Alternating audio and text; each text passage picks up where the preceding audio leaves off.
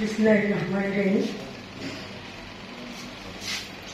আজকের দৈনিক সত্য সংবাদ 23 বছর পূর্তি উপলক্ষে আজকের এই আলোচনা সভার সম্মানিত সভাপতি, মহানগর বিএনপির সাবেক সহসভাপতি, যিনি বিগত এই ফ্যাসিস্ট সরকারের আমলে তিনিও অনেক আন্দোলন সংগ্রামে ভূমিকা রেখেছেন।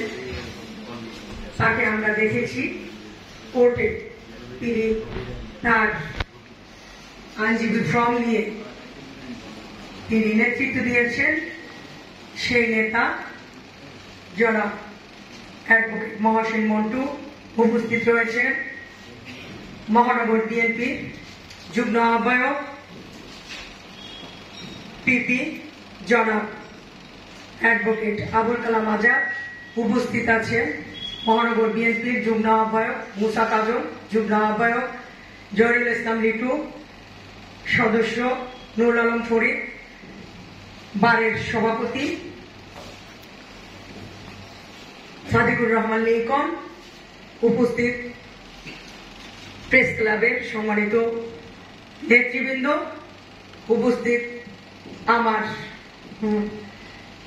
সামনে যারা উপস্থিত রয়েছেন,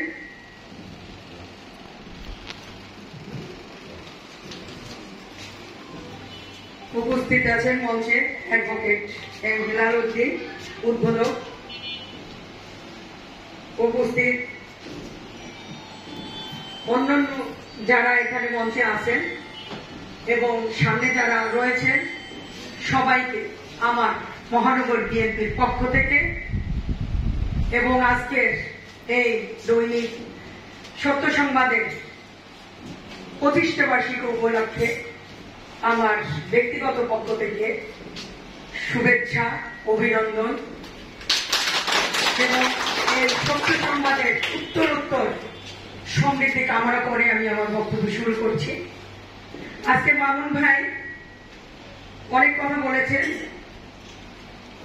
এই ফ্যাসিস্টের আমলে এমন কোন ব্যক্তি নাই যিনি নির্যাতিত হননি এবং বাংলাদেশে এমন কোন লোক নেই যিনি মামলা খাননি, যিনি জেলে যাননি। অনেক লোকই এই ফ্যাসিস্টের আমলে নির্যাতিত হয়েছে, গুম খুনের শিকার হয়েছে। আজকে সমস্ত শক্তি একত্রিত হয়ে এই 24-এ ছাত্র আন্দোলনের সাথে একত্রিত হয়ে আমরা আজকে এই স্বাধীনতা অর্জন করতে পেরেছি। তাই আজকে বলতে চাই, আমরা যেহেতু ফ্যাসিস্ট, বাংলাদেশ থেকে ফ্যাসিস্টের মাথা চলে গেছে, কিন্তু অন্যান্য তন্ত্রগুলো এখানে রয়ে গেছে। তাই আমরা সবাই একত্রিত হয়ে যাতে এই ফ্যাসিস্ট আর কোনো মাথাচাড়া দিয়ে না উঠতে পারে, সেই দিকে আমাদের সবাইকে ঐক্যবদ্ধ থেকে প্রতিহত করতে হবে। আমি বেশি কিছু বলবো না, শুধু বলতে চাই আজকের এই সত্য সংবাদে পত্রিকার যিনি মালিক প্রকাশক, তিনি অনেক দুঃখ প্রকাশ করেছেন। একটা পত্রিকা উনি অনেক কষ্ট করে এই পত্রিকাটা চালিয়েছেন, আমরা কিন্তু জানি নেপথ্য উনি অনেক কাজ করেছেন এবং আমরা দেখেছি এই যে আমাদের আন্দোলন সংগ্রামে উনি যতটা পেরেছে উনি ওনার পত্রিকায় আমাদের আন্দোলনের ছবিগুলো প্রকাশ করেছে। যদিও জানতাম তখন ওনার পত্রিকার উপর অনেক নির্যাতনের শিকার হয়েছে, উনি বলেছেন।